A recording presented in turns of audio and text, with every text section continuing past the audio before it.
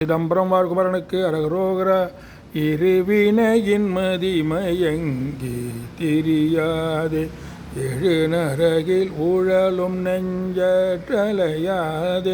பரமகுரு அருளினைந்தேட்டுணர்வாலே பரவு தரிதனை என்ற கருள்வாயே தெரி தமிழை உதவு சங்க புலவோனே சிவன் அருளும் முருக செம்போர் கழலோனே கருணை நெறி புரியும் அன்பர் கெளியோனே கனக சபை மருவு கந்த பெருமாளே பரமகுரு நினைந்திடு பரமகுரு அருள் நினைந்தேட்டுணர்வாளே பரவு தரிதனை என்ற கருள்வாயே கனக சபை மருவு கந்த பெருமாளே.